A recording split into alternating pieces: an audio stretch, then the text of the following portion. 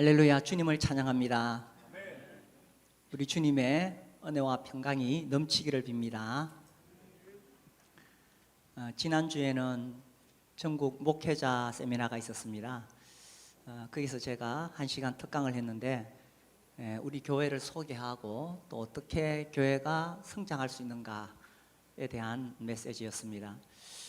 처음에 저보고 교회 성장에 대해서 이야기하라 그러길래 그거는 마치 저보고 살찌는 비결을 이야기하라고 하는 것 같습니다 라고 이야기를 했습니다.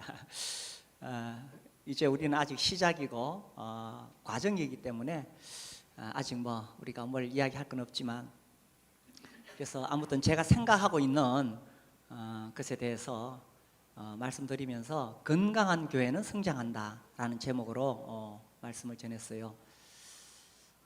우리 교회가 2000년 5월에 시작해서 벌써 이제 19년이 되어 가죠. 제가 거기서 특강을 하면서 이런 마음이 들었습니다. 사실 대한민국에 대형 교회들이 많습니다.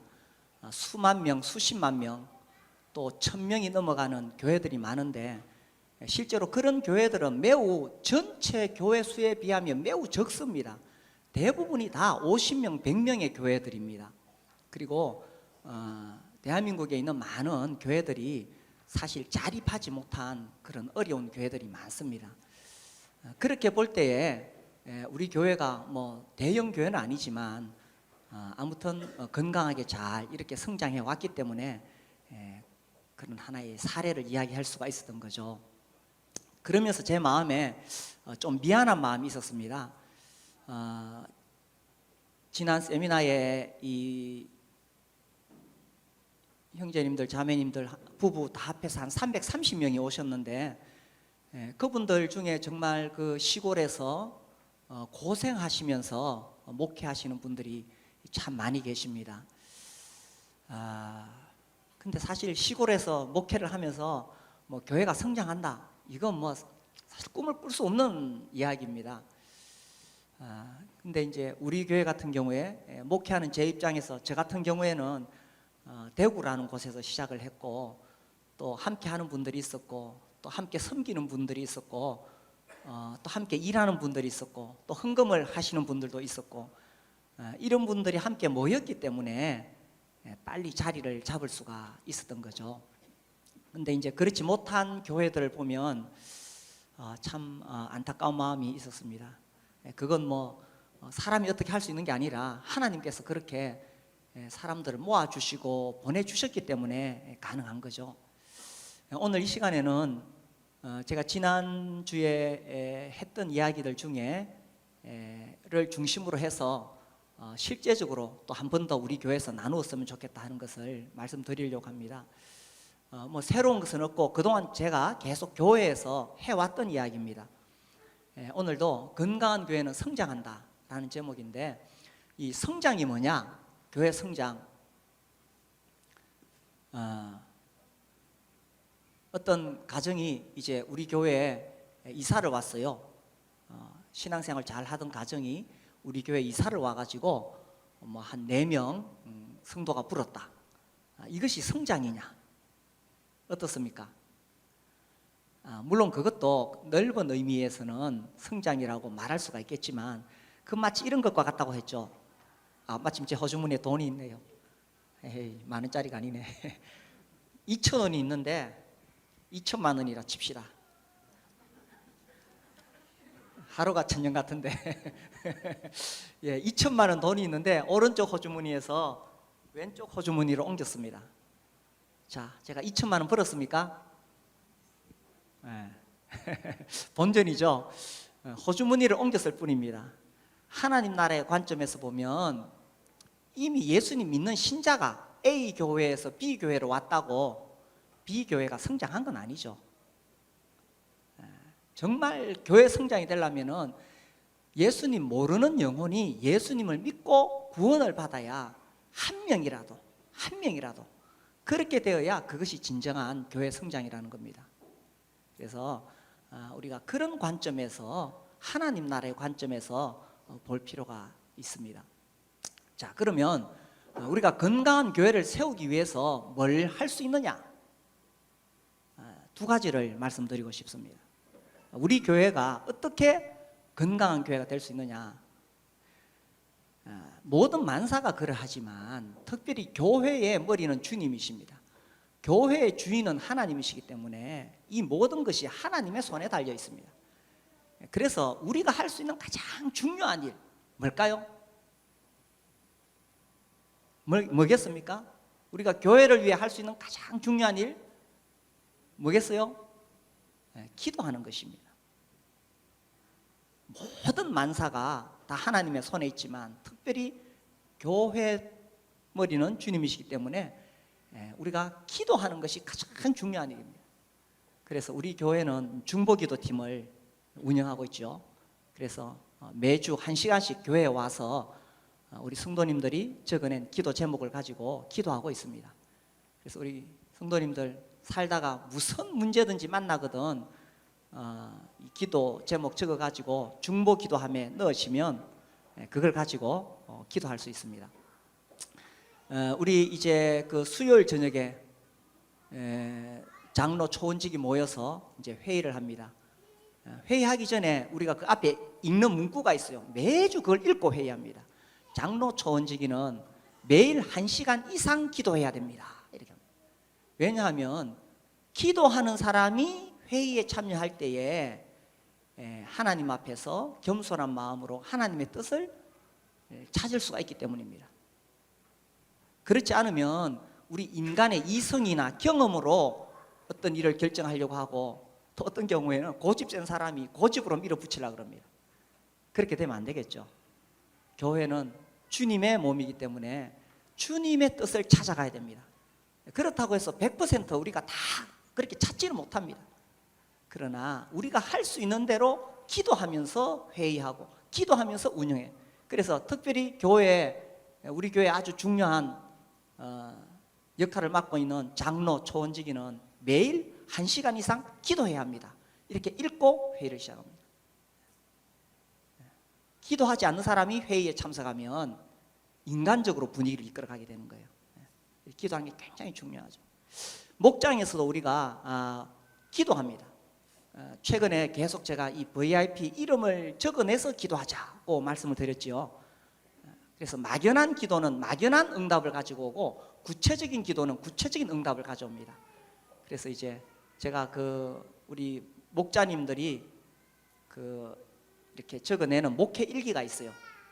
그걸 제가 쭉 살펴보니까 이제 여러 목장에서 VIP 이름이 다 올라와 있더라고요. 다 이름이 올라와 있습니다. 저도 기도합니다. 어떤 경우는 계속 오랫동안 나와가지고 저도 한 번도 얼굴도 못 봤지만 기억하고 있는 이름들이 많이 있습니다. 그래서 우리가 건강한 교회를 위해서 할 수 있는 가장 중요한 일, 기도입니다. 그래서 우리 성도님들 중에 중보기도팀에 오시고자 하시면 나중에 그 기도 훈련 받으시고 많이 참여하셔서 사람에 의해서 되는 게 아니에요. 주님이 하시는 겁니다. 그래서 우리가 기도하는 거죠. 자, 뭐가 제일 중요하다고요? 기도. 자, 두 번째, 건강한 교회를 위해서 우리가 할 수 있는 거 뭐냐? 지난번 우리 집회 이후에 제가 좀 강조를 했습니다만은 무엇을 만들어야 될까요? 분위기를 만들어야 됩니다. 분위기. 그래서 이 성장하는 교회는 분위기가 따뜻하고 분위기가 좋습니다. 그래서 교회 처음 오신 분들도 이 교회는 분위기가 참 좋으네, 그런 이야기를 합니다. 교회 처음 오신 분들은 사실 설교를 잘 이해를 못합니다. 그렇지만 분위기는 느끼는 거예요. 우리 교회에 오셨던 많은 분들이 그런 이야기를 합니다. 이 교회는 참 분위기가 좋으네요. 제가 이제 다른 지역교회 가서 집회를 하면은 참 묘하죠. 제가 그 교회에 대해서 전혀 모르는데 강단에 딱 섰는데 강단에 딱 서는 순간 그 교회의 분위기가 느껴집니다. 그래서 이 교회는 지금 굉장히 건강하고 활발하구나, 그런 느낌을 딱 받고, 어떤 경우는요 딱 섰는데 뭔가 싸늘해. 그럼 틀림없이 그 교회에 문제가 있습니다. 이게 묘하게요 이 사람들이 서로 아는 거예요. 그래서 우리가 이 분위기를 어떻게 좋게 하느냐, 오늘 우리 소형제님이 울산 중부교회 가서 예배 드려가지고 오늘 환호가 안 나왔죠. 근데 우리 학생들이 또 대신 환호를 해줘서 잘했어요. 예. 아무튼 이 분위기를 만드는 것은 굉장히 중요합니다. 특별히 어떤 분위기가 중요하냐면은 은혜로운 분위기가 중요합니다. 교회에서 뭔가 이 잘못한 거 보고 자꾸 비난하고 이렇게 하면 안 돼요. 우리가 잘못한 거 많잖아요. 완벽한 사람 없습니다. 그래서 지금은 이제 이 방송이 잘 되는데 예를 들어 갑자기 막 이 마이크가 꺼졌다. 그럼 몹시 당황하겠죠. 평상시 잘할 때는 모르다가 뭐 잘못할 때는 확 드러나게 되는 거예요. 그래서 좀 잘못한 거 있더라도 우리가 아이고 잘했어요. 수고 많으시지요. 그런 어떤 은혜로운 분위기가 필요합니다. 예수님도 그 간음하다가 현장에서 잡힌 여인을 얼마든지 정죄할 수 있지만 오히려 그 여인을 품어주셨잖아요. 예수님의 마음은 그 잘못을 드러내가지고 공개하는 것이 아니라 예수님 그분이 품어주신, 이게 예수님 마음이에요. 교회는 항상 은혜로운 분위기가 돼야 됩니다. 우리 교회 우리 유아들이 막 뒤에서 뛰어다니죠, 그죠? 그렇지만 사랑스럽게 보면 우리가 안을 수 있습니다.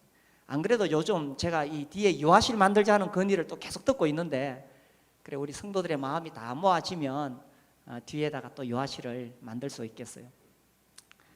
그래서 이 은혜로운 분위기, 서로의 허물을 덮어주는 분위기, 이게 정말 중요합니다.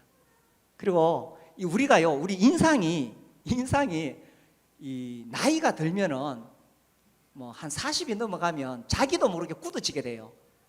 우리 학생들이나 청년들 보면 얼굴이 확 펴 있잖아요, 그죠? 40이 넘어가면 중력에 의해서 얼굴이 이렇게 근육이 밑으로 처지게 된답니다. 지금 가만히 있으면 자기도 모르게 인상 쓴 얼굴이 됩니다. 뭐 기분 나쁜 거 있어요? 제가 이제 이번에 그 세미나 가가지고 우리 가면은 잠을 안 자고 서로 교제합니다. 할 말들이 그래 많아요. 그러니까 계속 잠 못 자고 하니까 피곤하거든요. 또 제가 이번에 강의도 했잖아요. 그래 앉아 있는데 제 아내가 저보고 뭐 기분 나쁜 일이 있어요? 이러더라고. 아니 전혀 없어요. 나는 너무 즐거운데 피곤해서 앉아 있으니까 나도 모르게 얼굴에 인상을 쓰는 거예요. 인상 좀 펴읍시다. 인상 펴읍시다. 서로 이야기하세요, 옆 사람에게. 인상 좀 펴읍시다. 가만히 있으면 인상 쓴 것처럼 보인다니까요. 그래서 저도 운전하고 하다가 나도 모르게 자꾸 얼굴이 굳어져. 이게요 20대, 30대는 괜찮아. 가만히 있어도 얼굴이 확 꽃처럼 피어났어요. 그런데 40대가 되면 이 자꾸 굳어지는 거예요. 그래서 제가 이 설교하다가도 이렇게 보면 어떤 분들은 막 인상 팍 쓰고 있거든. 제가 오해 안 합니다. 나한테 뭐 감정 있는 거 아니지. 근데 가만히 있으면 그렇게 되는 거예요. 그래서 인상을 피해야 돼요. 이번에 이제 제가 사실 2시간 특강을 맡았는데 1시간을 다른 분에게 양보를 했어요. 그분이 이제 이야기하시면서 무슨 이야기를 하시냐면 자기는 교회에서 똑똑한 사람 키우지 않고 착한 사람 키운다, 이런 말씀을 하셨어요. 저는 거기에 100% 동의합니다. 이 똑똑한 사람은 계속 따지고 듭니다. 뭐 하나 조금이라도 뭐 문제 있으면 그걸 계속 따지고 들어요. 착한 사람은 그 품어주고 감싸줍니다. 물론 우리가 시정해야 될 문제는 고쳐야 되지만 이 교회는요 정말 은혜로운 분위기가 돼야 됩니다. 아멘이십니까?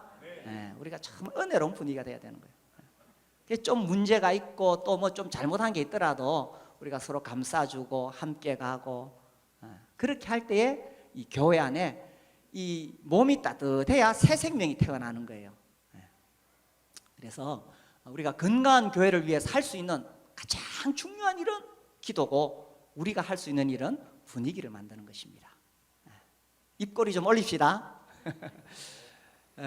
자, 제가 1번 건강한 교회를 위해서 할 수 있는 일은 무엇인가 주보에 1번 했고, 2번이 뭡니까? 건강한 교회를 위한 큰 그림이 있는가? 그렇죠. 이 많은 분들이 모였는데 우리가 모두 열심히 하지만 그러나 우리가 어떤 방향으로 가느냐 하는 큰 그림이 있어야 우왕좌왕하지 않습니다.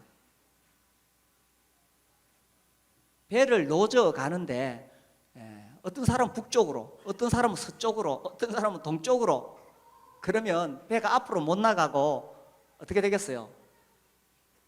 뱅뱅 돌겠죠, 그죠?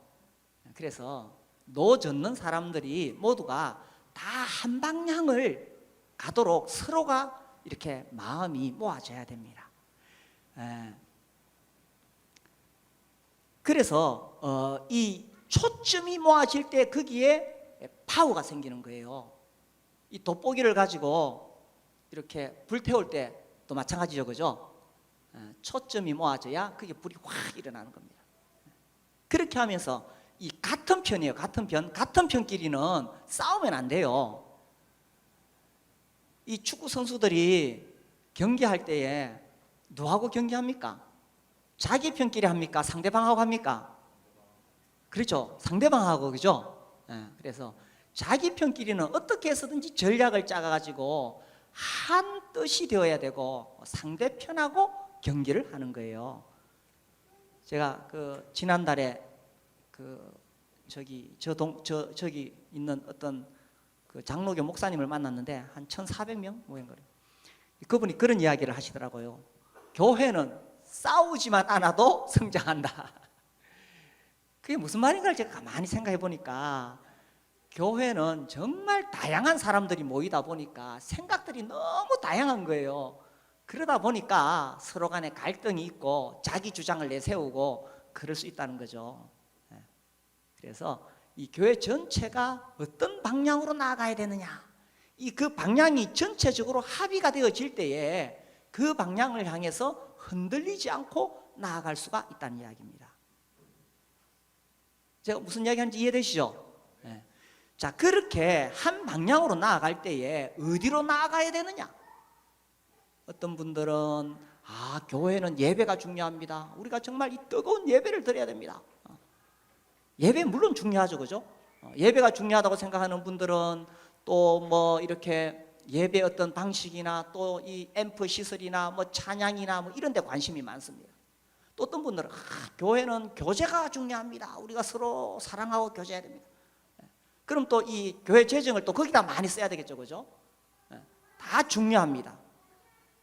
다 중요한데, 그런데 이 교회가 나아갈 방향을 생각할 때에 그 방향은 우리가 정하는 게 아니에요.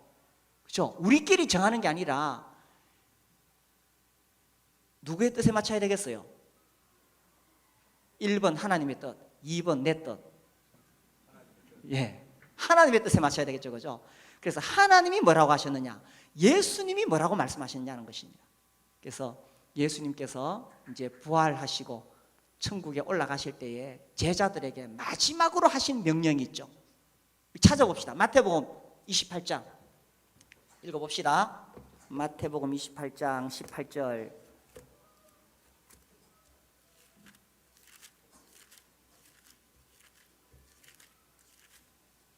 (18절에서 20절) 자, 시작. 예수께서 나와 말씀하여 이르시되 하늘과 땅의 모든 권세를 내게 주셨으니 그러므로 너희는 가서 모든 민족을 제자로 삼아 아버지와 아들과 성령의 이름으로 세례를 베풀고 내가 너희에게 분부한 모든 것을 가르쳐 지키게 하라. 볼지어다 내가 세상 끝날까지 너희와 항상 함께 있으리라 하시니라. 이 말씀이에요. 사람이 죽을 때 남기는 유언이 너무너무 중요한데, 이거 물론 예수님이 남기신 죽을 때 하신 말씀 아니지만 떠나시면서 마지막으로 제자들에게 남기신 유언과 같은 말씀입니다. 그래서 이 말씀에 어떻게 교회가 순종하느냐 하는 거예요. 주님이 교회를 세우신 이유가 뭐냐? 영혼 구원하여 제자 삼으라고 교회를 세우셨다는 것입니다. 그래서 교회가 한 방향으로 나아갈 때에 그 나아갈 방향이 어디냐? 바로 영혼 구원하여 제자 삼는 거죠. 우리 교회가 존재하는 이유가 뭡니까? 이쪽에 대답을 안 하시지만 다 하시죠, 그죠? 제가 제 마음은 우리 성도들은 자는 사람 흔들어 깨워서 교회가 존재하는 이유가 뭐냐 물어도 자다가 일어나도 대답할 수 있도록, 그게 제 바람입니다. 한 98%는 된 것 같아요, 이제. 그래서 교회가 아무리 예배가 뜨겁고 교제가 풍성하고 봉사하고 뭐 다 해도요, 그 교회를 통해서 예수 안 믿는 사람이 예수 믿는 영혼 구원의 역사가 일어나지 않으면, 그러면 그 교회는 건강하다고 말할 수가 없습니다. 건강한 교회는 성장하기 때문에. 그리고 이 성장이라는 것이 다른 교회 다니는 사람 데리고 와서 성장하는 거 아니에요. 정말 예수님 모르는 사람에게 한 사람이라도 우리가 복음 전해서 그가 예수 믿고 구원받으면, 그러면 이게 진정한 성장이라는 거죠. 사람들은 겉으로 드러난 결과 양을 보지만 하나님은 우리의 중심을 보시면서 우리가 어떤 일을 했는가를 살피시기 때문인 것입니다. 자, 그래서 이 교회가 존재하는 이유, 영혼구원의 제자입니다. 자, 그 다음에 이 목적을 이루기 위해서 우리 교회는 뭘 하고 있습니까? 뭐 하고 있습니까? 목장을 한다. 또 제가 하도 이 목장을 강조해가지고 목장기가 나오죠. 세축입니다. 세축. 세 가지죠, 그죠? 세 가지. 그 중에 하나는 목장, 또 하나 뭡니까? 삼공부, 또 하나는 그렇죠, 주일 예배죠, 그죠? 주일 연합 예배입니다. 그래서 목장만 가지고는 안 돼요. 목장만 가지고는 이 세 가지가 함께 가야 됩니다. 그래서 주일날 우리가 함께 모여서 예배드리는 것과 그리고 삼공부죠. 이 세 개가, 의자가 다리가 세 개인데 하나만 없어도 넘어지듯이, 우리가 이 교회에 나아갈 방향을 이야기할 때 이 세 가지 중에 하나만 없어도 지탱할 수가 없는 거예요. 그래서 항상 이 세 가지가 함께 가야 됩니다. 그래서 이 세 가지 너무 중요하죠. 우리가 주일날 모여서 함께 드리는 예배. 그래서 제가 늘 잔소리처럼 말씀드립니다마는, 우리 형제님들은 매주 떡과 잔에 감사기도 하시고, 하지 않으면 우리 자매님들은 집에 가서 뭘 긁으라고요? 거룩한 바가지를 좀 긁어라. 돈 벌어오라고 바가지 긁지 마시고 주일날 예배에 감사에 참여하라고 그렇게 거룩한 바가지를 우리 자매님들이 꼭 긁으시기 바랍니다. 아멘 소리가 적네. 집에 가서 부부싸움 할까봐. 이 과거에는 주일 성수라 그래서 이 주일을 굉장히 중요하게 여겼어요. 그래서 무슨 일이 있더라도 주일날 나와서 예배 드리려고 애를 썼어요. 이 주일날 자기가 나가서 장사하면 돈 많이 벌 수 있고, 주일날 나가서 그 만나면은 계약하면은 큰 돈 뭐 몇 억이라도 그 자리에서 그냥 계약이 되는데, 그거 포기하고 주일 성수하려고, 주일을 거룩하게 지키려고 그거 다 포기하고 그렇게 모였었어요. 그런데 요즘은 사실 이런 개념들이 자꾸 식어져 가는 것 같아요. 뭐 주일날 해외여행 가고 자랑하고. 주일을 지키는 것은 매우 중요합니다. 이것은 제가 지난번에 말씀드렸듯이 예수님이 내 인생의 주인이라는 것을 내가 어떻게 고백할 수 있느냐, 그 중에 우리가 주일을 중심으로 살아가는 겁니다. 그래서 주일을 중심으로 예배드리고 또 나가 살다가 또 주일날 돌아와서 또 여기서 힘을 얻고 또 나가서 살다가 또 주일날 돌아오고.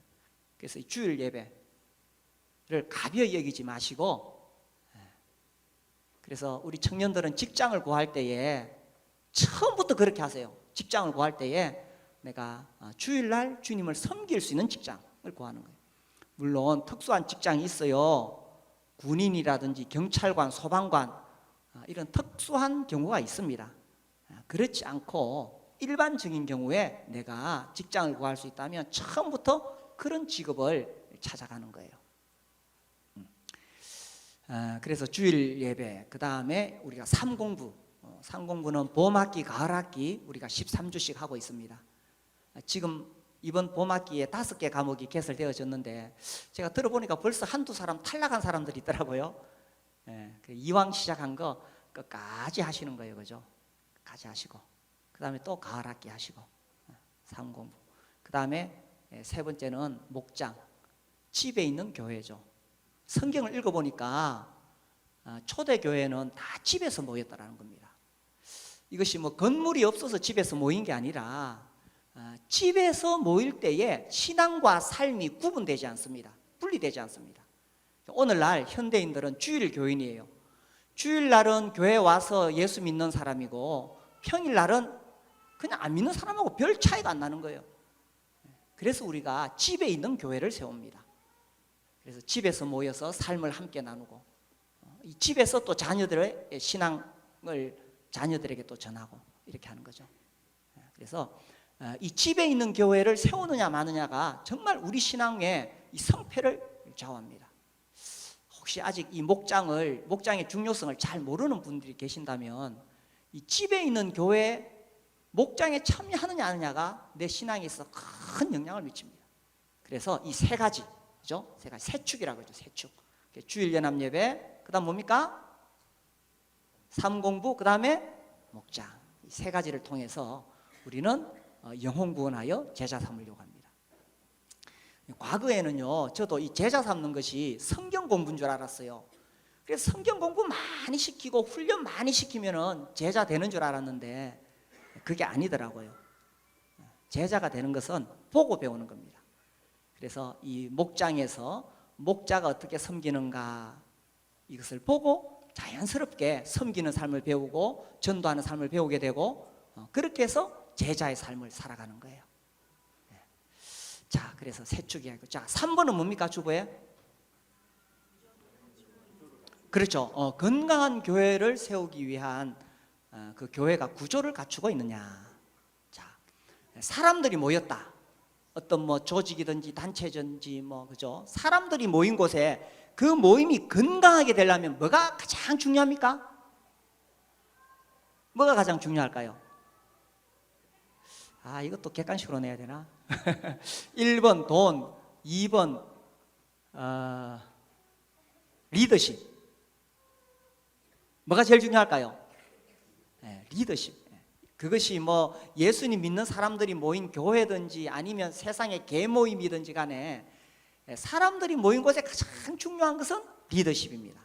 그래서 그 교회가 얼마나 그 건강한 리더십을 세우고 있느냐, 이 리더십은 리더들에 의해서만 정해지는 것이 아니에요.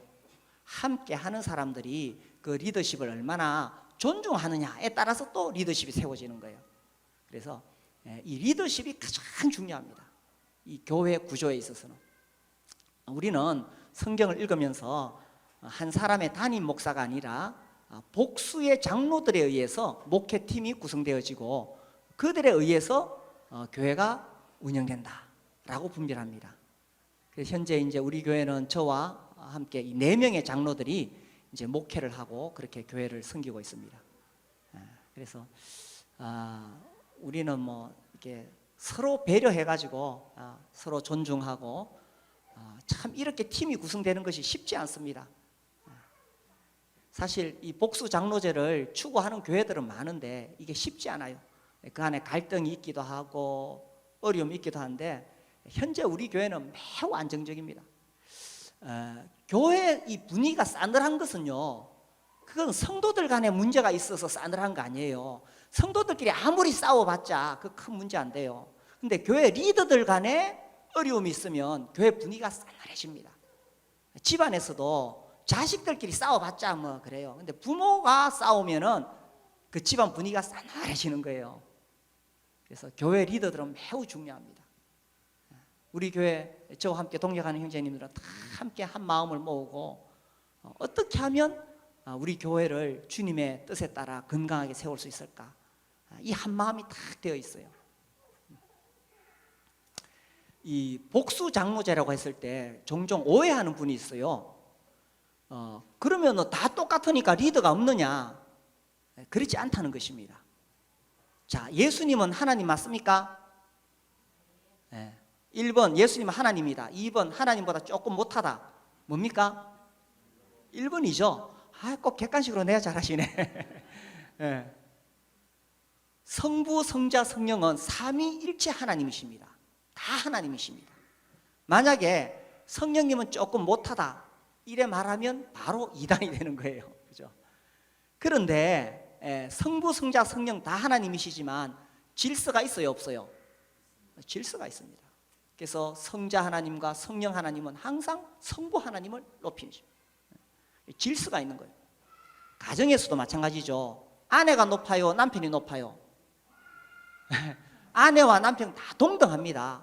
다 동등해요. 그러나 질서가 있어요. 남편이 머리다 이렇게 되어 있는 거예요. 우리 청년들 학생들은 이게 좀 잘 이해가 안 될지 모르겠는데 요즘은 여성 상위 시대가 돼가지고 뭐 이 요즘 젊은 부부들은 이 남편을 좀 우습게 보는 경향이 있는데 성경은 이야기합니다. 남편이 머리입니다. 물론 동등하지만 남편을 존중하고 또 남편을 따르는 것이 성경적인 원리입니다. 그리고 그렇게 할 때에 가정이 평안합니다. 그런데 이 물이 위에서 아래로 흘러내려야 되는데 밑에서 위로 끌어올리려면 얼마나 힘들겠어요. 아내가 막 주도권을 쥐고 막 이렇게 남편을 흔들면 우선은 잘 되는 것 같은데 세월이 흘러가면 결국 본인도 불행해지고 가정도 어려워지는 거예요. 남편이 조금 부족해도 성경의 원리대로 하면 그 가정은 건강하고 행복해집니다. 아멘이십니까? 교회도 마찬가지예요. 좀 리더들이 부족해도 리더들을 존중하면 교회 전체가 복을 받고 행복해지는 거예요. 근데 자꾸 잘못한 거 찾아내가지고 지적하면은 이런 거예요. 이 목회자가 70점짜리인데 그 목회자를 자꾸 격려하면은 90점짜리가 될 수 있어요. 사람은 그런 거예요. 분위기라는 게 중요하거든. 근데 90점짜리 목회자도 잘못한 거 자꾸 지적하면 70점, 60점, 50점 자꾸 떨어져요. 그럼 그 결과는 뭐냐? 온 교회가 연약해지는 거예요. 그래서 이 우리 교회가 건강해지기 위해서 정말 이 리더십이 존중되고 바로 세워지는 것은 정말 중요한 겁니다. 어떤 사람도 완벽한 사람이 없어요. 그렇죠? 누구라도 완벽하지 않습니다. 우리 막 대통령 욕 많이 하잖아요. 완벽하지 않습니다. 그러나 우리가 리더십을 존중해 줘야 돼요. 그래야 나라가 안정이 된다는 이야기입니다. 가정도 마찬가지, 교회도 마찬가지. 이 리더십에 대해서는, 권위에 대해서는 다음에 또 기회가 있으면 제가 말씀드리고 싶은데, 이 하나님이 세우신 이 권위를 거스리는 것은 하나님의 권위를 거스리는 거예요. 요즘은 뭐 권위 이런 말 자체를 싫어하지만 아무튼 특별히 교회에서 그 목회자는 팀장의 역할을 맡고 있습니다. 과거 군사 독재 시절처럼 그런 어떤 이 권위를 가진 그런 시대는 아니죠. 그러나 팀장입니다.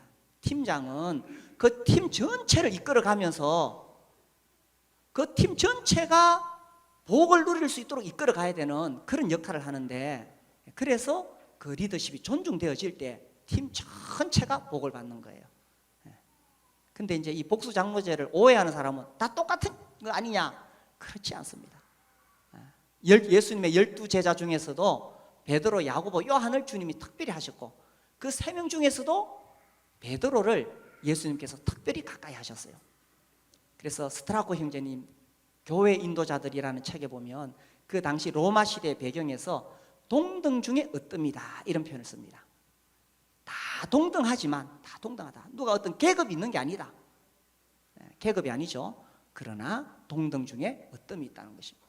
그렇게 질서가 세워질 때에 그 모여있는 조직, 단체, 교회가 안정이 되어집니다. 그래서 리더십이 존중되어질 때 교회가 안정이 되어진다. 구조에 있어서 첫 번째는 리더십입니다. 그 다음에 이와 함께 또 우리 교회가 지금 많은 사역들을 하고 있죠, 그죠? 우리 오늘 본문 말씀을 보겠습니다. 에베소서 4장.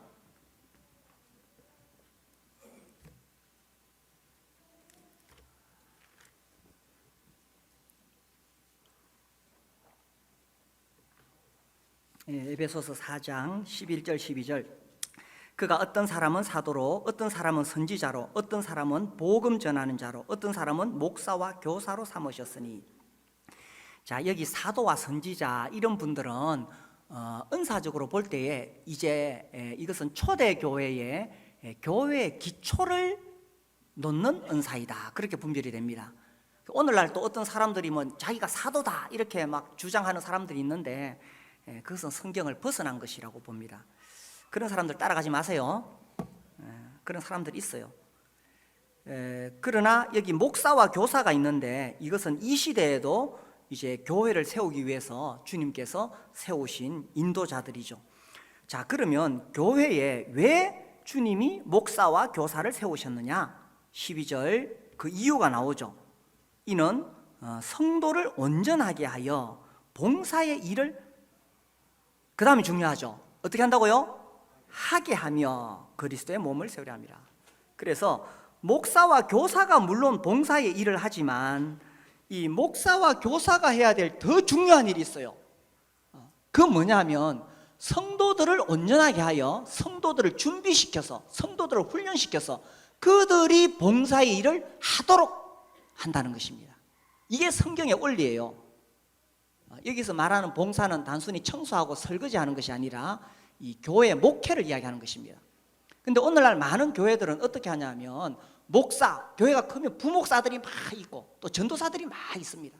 그래서 이 목사 중심으로 해서 그 밑에 부목사들은 사실 고용된 직원이에요. 그렇게 해가지고 그들이 다 성도들 다 섬겨주고 신방하고 입맛에 맞도록 다 해줍니다. 그것은 성경적인 구조가 아니라는 것입니다. 성경적인 구조는 그 교회 지도자들이, 목사와 교사가 성도들을 훈련시켜서 그들이 봉사의 일을 하도록 하는 것이 중요하다는 거예요. 그래서 우리 교회는 뭘 하고 있습니까? 목장을 하고 있죠. 그래서 우리 목장의 목자님들이 이 자기 목장 식구들을 이 봉사일을 하는 거예요. 그들을 섬기고 그들을 돌보고 이렇게 하는 거예요. 이것이 성경대로 하는 교회라는 것입니다. 그리고 이제 제 마음속에 우리 장로님들이 하는 일이 너무 많아요. 교회 사역이. 그래서 우리 교회가 이제 좀 이 성경의 절차에 따라 집사를 세워야 되지 않겠느냐 이런 고민을 합니다. 근데 누구를 세우고 누구를 안 세우고 이게 또 쉬운 문제가 아니에요. 그래서 일단은 기도를 시작해야 되겠다 이렇게 생각합니다. 그래서 이제 교회적으로 또 이렇게 젊은 사람들, 뭐 30대, 40대 이렇게 좀 집사들을 세울 수 있으면 좋겠다 하는 그런 생각을 가지고 있습니다. 그래서 우리 형제 자매님들이 교회에, 나는 교회 왔는데 내가 할 일이 하나도 없다, 이건 실업자예요. 교회 실업자. 내가 교회 왔는데 그냥 주일 예배만 드리고 간다, 실업자입니다. 실업자 되면 되겠어요, 안 되겠어요? 1번 된다, 2번 안 된다. 세상에서도요, 실업자는 정말 힘듭니다. 뭐 돈을 벌고 안 벌고를 떠나서 그죠. 사람이 자기가 할 일이 없으면 이 얼마나 이 참 인생 사는 게 허무하겠어요. 돈을 적게 주더라도 가서 일할 때가 있으면 그 일하는 게 행복이잖아요. 교회 와서도 실업자 되면 안 되는 거예요. 내가 실업자다 하는 분이 있으면 내가 뭘 할 수 있을까?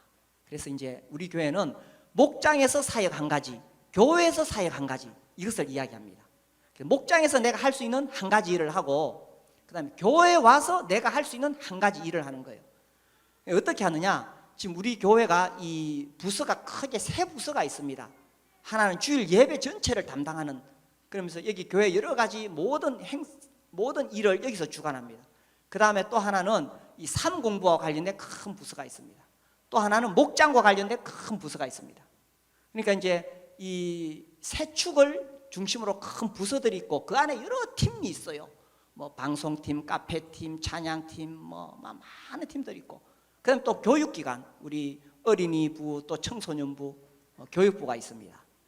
그래서 어느 부서에 가든지 간에 내가 교회에 와서 할 역할을 찾는 것이 굉장히 중요합니다. 어떤 경우에는 매주 하지 않더라도 1년에 한 번 내지 2번 하는 것도 있어요. 그런 것도 하면 돼요. 말아도 하면 돼요. 그래서 자기 사역을 찾게 될 때에 이 교회 전체가 건강한 구조를 가지게 된다는 거죠. 그래서 건강한 구조를 가지고 있느냐, 첫 번째는 리더십이 매우 중요하고, 그 다음에 이제 사역을 위해서는 이런 사역 부서가 있고, 그 다음에 세 번째로 우리가 목장을 하죠, 그죠? 목장을 통해서 목장이야말로 정말 이 영혼 구원하여 제자를 삼는 그런 산실이 되는 것입니다. 그래서 오늘날 이 시대에는 정말 전도가 안 됩니다. 그런데 참 놀라운 것은 목장을 통해서는 영혼이 들어온다는 것입니다. 제가 여러 번 이 목회자 코너에 싣고 말씀드렸지만 다시 한번 제가 좀 말씀을 드릴게요. 과거에는 성경 공부 중심으로 전도를 했습니다. 그래서 어쨌든 데리고 와가지고 막 성경을 전했는데, 그게 시대가 우리 시대까지만 해도 학력고사 시대였어요. 이게 가능해요. 근데 수능 시대로 넘어가면서, 그리고 스마트폰 시대가 되면서 지금은 이 사람들이 워낙 많은 정보가 있기 때문에 그렇게 되지 않습니다. 그래서 이 시대에 전도하는 방법은 정말 목장밖에 없어요. 그래서 목장에 밥 먹으러 와, 밥 먹으러 와. 여기서 밥 먹으러 왔을 때 거기서 성경을 펴고 전하는 것이 아니라 거기서 정말 사랑으로 섬겨줘야 됩니다. 그렇게 할 때 마음이 열렸을 때 비로소 하나님 말씀이 들어가는 거예요. 마음이 안 열렸는데 아무리 성경 공부 시켜도 지금 이 시대는 그런 시대가 아니라는 것입니다. 그리고 이것은 뭐 지금 만들어낸 어떤 전도 방식이 아닙니다. 이것은 초대교회가 그러했어요. 제가 자주 1세기 예배 이야기하죠, 그죠? 거기 보면 집에서 모였어요. 집에서 그냥 모여서 그냥 예수 믿는 사람들이 어떻게 살아가는가를 보고 자연스럽게 예수님을 만날 수 있도록 그렇게 했다는 것입니다. 그래서 우리가 집에 있는 교회를 세우는 것은 뭐 21세기에 새로 만들어낸 방식이 아니라는 것입니다. 초대교회에 그들이 했던 방식으로 우리가 복음을 전하는 거예요. 그렇게 할 때에 이 사람을 어떤 논리로, 제가 지금 생각해 보면 저는 옛날에 그거 많이 했어요. 논리로 사람을 굴복시키려고 했던 적이 많아요. 그리고 거기 걸려드는 사람도 많았어요. 그게 성경이 얼마나 과학적인 사실인가, 성경의 예언이 어떻게 이루어졌는가, 막 이런 거 막 논리적으로 설명하는 거예요. 거기 걸려드는 사람이 많았어요. 근데 그것은 뭐 그 논리에 걸려들었다기보다 하나님께서 이미 그 사람을 구원하시기로 하셨기 때문에 그런 방법을 통해서도 예수 믿을 수 있도록 그렇게 하신 거죠. 그런데 진짜 예수님을 전하는 방법은 특별히 21세기에는 논리가 아닙니다. 정말 내가 예수님처럼 살아가는 모습을 보여줌으로써 가능한 거예요. 어디서 그걸 할 수 있느냐? 목장에서 그렇게 할 수 있다는 거예요. 그래서 목장에 모여있는 사람들이 정말 예수님을 믿음으로 해서 행복해하고, 예수 믿는 사람은 세상 사람들하고 다른데 행복하다. 술 안 마시는데도 재밌다는 거예요. 예수 믿는 사람들이 모인 곳에. 그래서 그것을 보여주게 될 때에 목장에서 마음이 열리게 된다는 것입니다. 논리로 하는 게 아니에요. 예수님의 그 말씀이 내 안에서 정말 내 삶과 인격을 통해서 드러나게 될 때에, 그때에 예수님이 전해진다는 거예요. 물론 우리 교회에서 이 복음 전하기 위한 천만다 교제도 있고 뭐 많이 있습니다만은 이게 그냥 들이댄다고 되는 게 아니에요. 정말 이 예수님이 어떤 분인가를 우리가 그들에게 보여줄 때에 마음이 열리고 그게 가능하다는 얘기예요. 제가 그 조지 뮬러의 일기를 계속 읽고 있다 그랬죠. 거기 읽다가 이 조지 뮬러가 폰 캠프 남작에 대한 이야기를 아주 길게 적어 놓은 게 있어요. 1806년에 그 당시 그 유럽에 전쟁이 있어가지고 굉장히 황폐해지고 사람들이 일자리를 잃게 되었는데, 남작, 제가 뭐 깊이는 연구 안 해봤는데 아무튼 남작, 백작, 또 뭐죠? 뭐 자작, 공작 뭐 이런 거 있죠, 그죠? 뭐 이런 사람들은 진짜 엄청난 갑부였던 것 같아요. 뭐 큰 성을 하나 가지고 있고 뭐 우리가 생각하는 것 이상으로 엄청난 갑부예요. 이 사람이 그 당시에 어떤 그 회사가 공장이 망해가지고 6천 명이 일자리를 잃게 되었어요. 그래서 자기 재산을 거기다 다 투자해가지고 그 6천 명 일자리를 살려줍니다. 그런데 알았어요. 처음부터 이게 망하는 사업이다. 그래서 막대한 손실을 입을 것을 알고 그 재산 다 투자해가지고 6천 명 일자리를 이렇게 일궈가지고 겨우 살려서, 그래서 공장이 무너지기 직전에 정부에서 저렇게 참 훌륭한 일을 하는데 우리가 도와줘야 되겠다. 그래서 정부의 도움을 받아서 이제 다시 또 그 공장이 돌아가게 돼요. 이뿐만 아니라 이제 이분이 교도소를 찾아다니면서 죄수들에게 어떻게 한 복음 전하려고 그렇게 애를 쓰고, 아무튼 정말 사회적으로는 아주 귀족이고 엄청난 재산을 가진 사람이지만 예수님 말씀대로 살려고 애를 쓴 사람이에요. 그리고 이제 이분이 또 그 베를린에 있으면서 그 베를린 대학에 가난한 학생들을 위해서 또 계속 장학금을 주고 이렇게 했어요. 어떤 한 청년이, 토머스라는 청년이 있는데, 이 청년이 이제 대학을 다니다가 도저히 학비를 댈 수가 없는 거예요. 그러다가 이 폰 캠프 남작의 이야기를 들었습니다.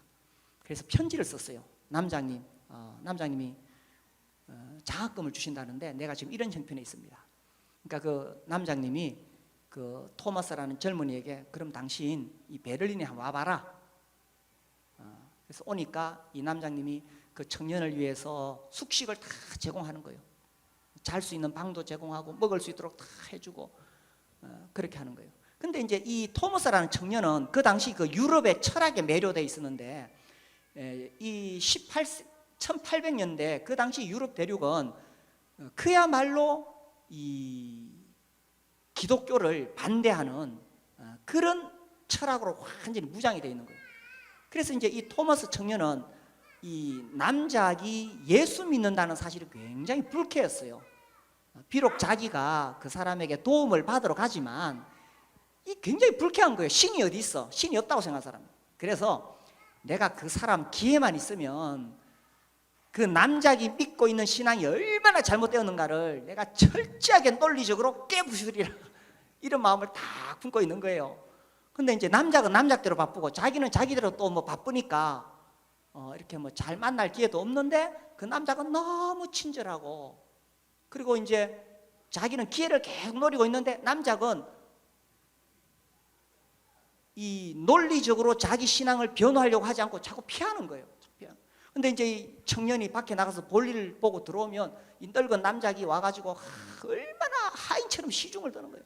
심지어 신발 벗을 때도 막 도와주고 정말 하인처럼 굽신거리면서 이렇게 섬기는 거예요. 하루는 이 토마스라는 청년이 밖에 가서 일을 보고 들어왔는데, 그날도 이 늙은 남작이 막 정말 지극정성으로 섬겨주니까 이 청년이 순간적으로 막 이렇게 막 혼란이 왔는 거예요. 그러면서 이야기, 남장님은 아시잖아요. 내가 당신의 그 신앙에 대해서 싫어하는 거 아시잖아요. 그런데도 왜 이렇게 나한테 정성을 다해서 나한테 시중을 드는 겁니까? 정말 그 막 속에서 팍 터져나와서 그 이야기를 했어요. 그때 그 남장님이 웃으면서, 젊은이, 나는 이것을 주 예수님께 배웠다네. 나는 자네가 요한복음을 한번 읽어보기를 권하네. 이 청년이 거기서 깨져버리는 거예요. 그리고 자기 방에 가서 자기 생애 처음으로 하나님 말씀을 대하는 마음으로 요한복음을 읽다가 예수님 믿고 예수님 따르는 제자가 되었다 라고 조지 뮬러의 일기에 그대로 기록이 되어져 있었어요. 이것이 예수님 전하는 방법이에요. 초대교회도 그러했고 지금도 동일합니다. 우리가 논리로 그 사람 굴복시키려고 하는데, 내가 정말 어떻게 예수님 믿는 사람의 그 예수님의 마음을 보여줄 수 있고 전할 수 있고 섬길 수 있느냐 하는 것입니다. 이것을 우리가 목장을 통해서 할 수 있습니다. 목장에 왔을 때에 우리가 그렇게 섬겨줄 수 있고요, 또 이 사람을 꼭 내가 구원시켜야 되겠다는, 내가 어떤 결과물을 보아야 되겠다는, 그렇게 하면 이 사람 예수 안 믿으면 내가 실망해요, 실족해요, 낙심해요, 다시 전도 안 하고 싶어요. 그렇게 하면 안 돼요. 그렇게 하는 게 아니라, 다만 나는 그 영혼을 예수님의 마음으로 불쌍하니까 섬겨줄 뿐이에요. 그가 믿고 안 믿고는 하나님의 손에 달려있고, 나는 그냥 정성을 다해서 예수님의 사랑을 보여줄 뿐이에요. 예수님처럼 살아가는 거예요. 나는 그게 제자의 삶이겠죠. 그렇게 살다가 주님 나라 가면 주님 기뻐하시겠죠. 천국을 믿습니까? 1번 믿는다, 2번 안 믿는다. 천국을 믿습니까? 네. 이 땅의 삶은 잠시 왔다가 지나가는 거예요. 나는 우리 교회에 세속주의 들어올까 싶어서 진짜 걱정돼요. 예수 믿고도 세상에서 잘 먹고 잘 사는 것이 마치 잘 된 것처럼 생각하는 그런 생각들이 들어올까 봐 매우 염려스러워요. 예수님 믿는 것으로 성공하는 사람 되셔야 돼요. 천국에서 성공하는 사람 돼야 돼요. 그래서 우리 영혼 구원하여 제자 삼는데 우리의 인생을 드리도록 합시다.